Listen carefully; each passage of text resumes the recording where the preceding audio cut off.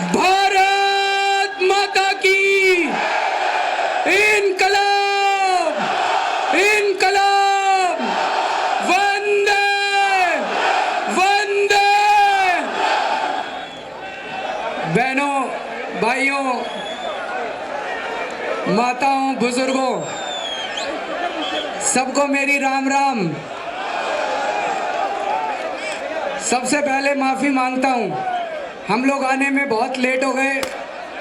उसका एक कारण था, आते वक्त हम कई गांवों से होके आ रहे हैं, कई गांवों के बीच में से होके आए हम लोग। और मैं एक चीज बता दूं, गांव के अंदर जो माहौल देखा मैंने दोस्तों, वो माहौल देख के ये साफ हो गया कि अब हरियाणा से भी सारी पार्टियों का राज खत्म होने वाला है और आम आदमी का राज आने वाला है, आपका राज आने वाला है। अब ये कांग्रेस, भाजपा, इनेलो, इन सब का राज खत्म होने वाला है।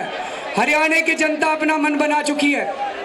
आज जब मैं गांव-गांव से आ रहा था, मैंने इतना भारी समर्थन देखा और जनता के बीच में इतना भारी गुस्सा देखा इन पार्टियों का। दोस्तों, मैं भी हरियाणा का हूं, सिवानी गांव में पैदा हुआ, भिवानी में पैदा हुआ था, हिसार में मेरी पढ़ाई हुई और बचपन में सुना करते थे, देशों में देश हरियाणा, जहां दूध दही का खाना। लेकिन अब ये दूध भी ले गए नेता और दही भी ले गए, ना दूध बची ना दही बचा, दोनों खा गए ये नेता। जब मैं छोटा था तो चौधरी देवीलाल जी के बारे में सुना करते थे, वो असली किसानों के नेता थे देवीलाल जी। उन्होंने किसानों की आवाज उठाई थी, वो आम आदमी थे, उन्होंने किसानों के लिए त्याग किया था, बलिदान किया था चौधरी देवीलाल ने। लेकिन उसके बाद जितने शासक आए हरियाणा के अंदर, सारों ने राजनीति करी है, गंदी राजनीति करी है, लूट लिया हरियाणा के लोगों को। यहां तक कि चौधरी देवीलाल के लड़कों ने भी, देखना भाई बुरा मत मानना, यहाँ पे कई बैठे होंगे हो सकता, उन्होंने भी गुंडागर्दी और लूटने के सिवा कुछ नहीं करा था हरियाणा के अंदर। कांग्रेस वालों ने लूटने के सिवा, गुंडागर्दी करने के सिवा कुछ नहीं करा, भाजपा वालों ने, नेलो वालों ने। इसलिए दोस्तों, अब हम सब लोगों को इकट्ठा होना पड़ेगा। आज अपना जो मुख्यमंत्री है हुड्डा, सारे हरियाणा की जनता कह रही है जी मुख्यमंत्री नहीं है, प्रॉपर्टी डीलर है। गलत तो नहीं कह रहा मैं?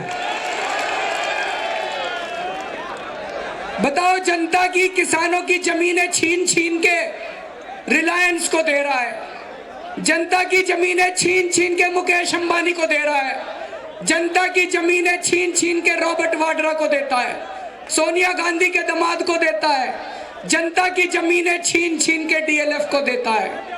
बिचौलिया बना पड़ा है, दलाल बना पड़ा है, प्रॉपर्टी डीलर बना पड़ा है हरियाणा का मुख्यमंत्री। वोट लेके आपसे जाता है, लेकिन फिर वोट लेने के बाद आपकी जमीनें छीन के रॉबर्ट वाड्रा को और मुकेश अंबानी को देता है। बता रहे हैं, कल मैं इंटरनेट पे देख रहा था और मैंने कई लोगों से बातचीत करी, तो बताते हैं 8000 एकड़ जमीन, उस पे भी आ रहा हूं मैं, 8000 एकड़ जमीन लेके उसने रिलायंस को दे दी 22 लाख रुपए एकड़ के हिसाब से, किसानों को 22 लाख रुपए एकड़ के हिसाब से दिए। और आगे रिलायंस ने, पता चला, 1 करोड़ 2 करोड़ रुपए एकड़ के हिसाब से आगे जमीन बेच दी। अरे हुड्डा, अगली बार हुड्डा जी मुकेश अंबानी से जाके वोट ले लेना, जनता से वोट लेने मत आना।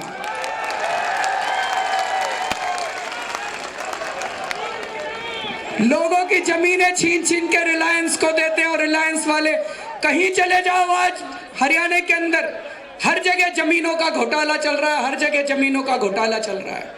अभी मेरे को पता चला परसों जींद के अंदर किसानों के ऊपर लाठीचार्ज हो गया, कई किसानों को जेल में डाल दिया पकड़ के। क्या कसूर था उनका? वो किसान कह रहे थे स्वामीनाथन रिपोर्ट लागू करो। स्वामीनाथन रिपोर्ट क्या कहती है? स्वामीनाथन रिपोर्ट कहती है कि भाई एक किसान की जितनी लागत आती है उस पे उसको 50% मुनाफा मिलना चाहिए। मिलना चाहिए मुनाफा, नहीं तो किसान अपना घर कैसे चलाएगा। आज गुरनाम सिंह जी हमारे साथ हैं, जो भारतीय किसान यूनियन के बहुत बड़े नेता हैं। उन्होंने बहुत त्याग करा है, उन्होंने बड़े डंडे खाए हैं पुलिस के, उन्होंने आरटीआई फाइल करी और सरकारी रिकॉर्ड में निकल के आया कि पिछली साल हरियाणा सरकार के मुताबिक 1680 रुपए प्रति क्विंटल धान की लागत आई है। धान उगाने में 1680 रुपए प्रति क्विंटल की लागत आई है और सरकार ने किसानों को कितना मूल्य दिया? 1240 रुपए। अरे लागत भी नहीं दोगे तो किसान आत्महत्या नहीं करेंगे तो क्या करेंगे? स्वामीनाथन रिपोर्ट कहती है कि अगर 1680 रुपए लागत आई तो 2400 रुपए किसान को दो ताकि अपना घर चला ले।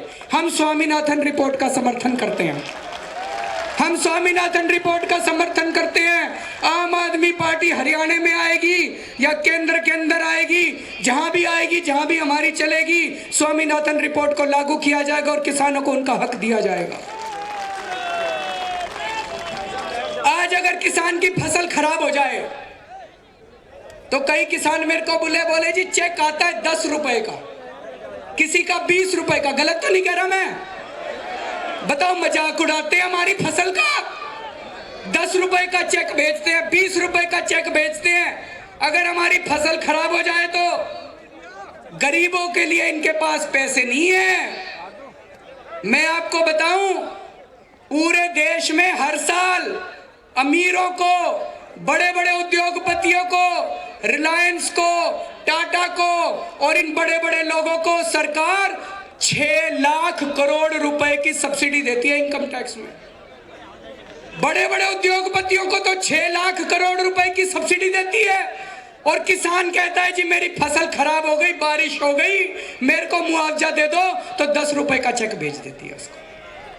ये बंद करना पड़ेगा, किसानों को उनका हक दिलाना पड़ेगा। दोस्तों, आज किसान की अगर फसल खराब हो जाए, वो कहता है जी मेरा कर्ज माफ कर दो। सरकार कहती है कर्ज माफ नहीं करेंगे, लेकिन मैं आपको बता दूं, यही बैंक वाले बड़े बड़े उद्योगपतियों के 2 लाख करोड़ रुपए माफ कर देते हैं।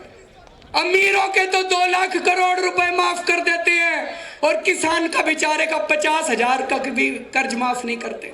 ये बदलना पड़ेगा दोस्तों। जिस देश के अंदर किसान की इज्जत नहीं होती, किसान अन्नदाता होता है। जिस देश के अंदर किसान की इज्जत नहीं होती दोस्तों, वो देश कभी आगे नहीं बढ़ सकता। लाल बहादुर शास्त्री ने नारा दिया था, जय जवान, जय जवान, जय जवान। आम आदमी पार्टी आज किसानों के साथ खड़ी है, किसानों को उनका हक दिलवाएगी। एक तरफ किसान अन्नदाता है तो दूसरी तरफ जवान हमारे देश की सीमा के ऊपर गोली खाता है, अपने सीने के ऊपर। और अगर कोई जवान मर जाए तो सरकार क्या कहती है? मुआवजे के तौर पे कहती है 1 लाख रुपए ले लो, 2 लाख रुपए ले लो। कोई क्रिकेट खेल के आए तो उसको 1 करोड़ रुपए। हम ये नहीं कह रहे, क्रिकेट वालों को भी मिलना चाहिए, लेकिन अपने जवानों को भी तो दे दो। ये जवान सीमा के ऊपर गोली खाते हैं तभी हम लोग जिंदा हैं। अगर ये सीमा के ऊपर गोली खाना बंद कर दे तो ये देश नहीं बचेगा। दोस्तों, आम आदमी पार्टी ने अपने घोषणा पत्र में लिखा है कि अगर कोई भी जवान सीमा के ऊपर मरता है, देश की सेवा करते करते मरता है, तो उसको 1 करोड़ रुपए का मुआवजा उसके परिवार को दिया जाएगा।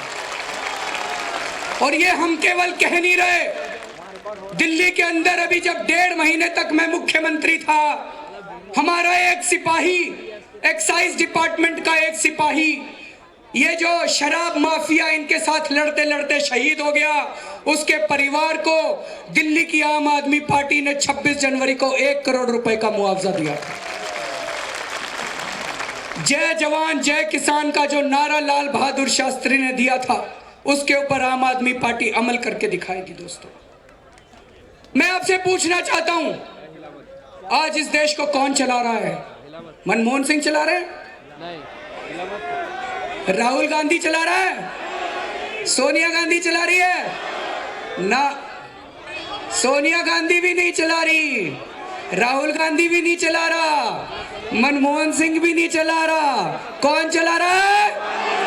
मुकेश अंबानी, पता चल गया सबको, असलियत खुल गई जी, अब निकल आई सारी। मुकेश अंबानी चला रहा है, मुकेश अंबानी इस देश को चला रहा है। मुकेश अंबानी ने अभी थोड़े साल पहले बोला था कि कांग्रेस तो मेरी दुकान है, कांग्रेस में जाओ और जो मर्जी खरीद लो। मैं आपसे पूछना चाहता हूं, 2 महीने के बाद मान लो नरेंद्र मोदी जी अगर प्रधानमंत्री बन जाएं, तो इस देश की सरकार कौन चलाएगा? मोदी चलाएगा? आडवाणी जी चलाएंगे? मुकेश अंबानी चलाएगा।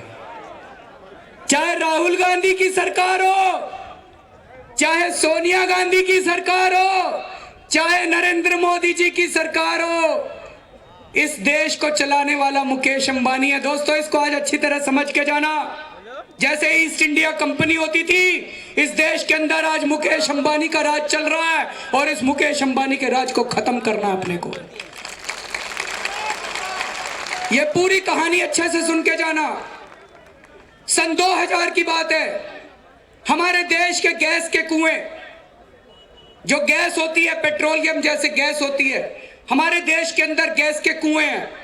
हमारे देश के कई गैस के कुएं बीजेपी की सरकार ने उठा के मुकेश अंबानी को दे दिए। बोले इस कुएं में से गैस निकालो और सरकार को दो। गैस निकालने का खर्चा $1 प्रति यूनिट से भी कम आता है।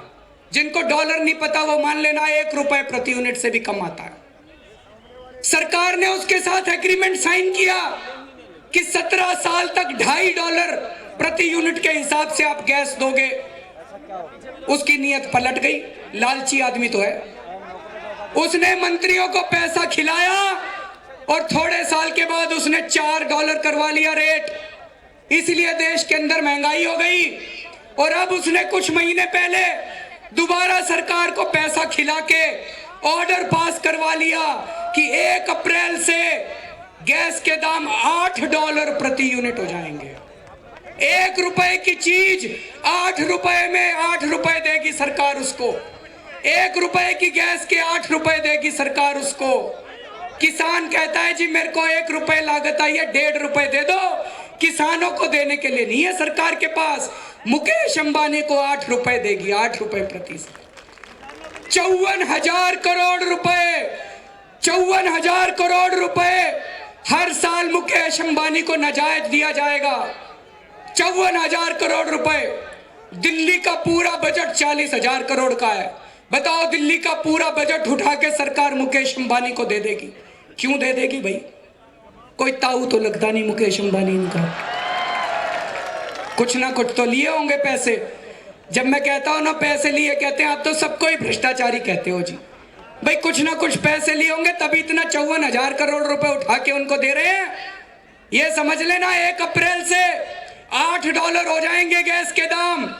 और जब $8 हो जाएंगे, दिल्ली देश के अंदर सीएनजी के दाम बढ़ जाएंगे। सीएनजी के दाम बढ़ गए तो इसका मतलब पूरे यातायात का, ट्रांसपोर्ट के दाम बढ़ जाएंगे देश के अंदर। इसी गैस से बिजली बनती है। 1 अप्रैल से बिजली के दाम भी बढ़ जाएंगे। इसी गैस से खाद बनती है, फर्टिलाइजर बनता है।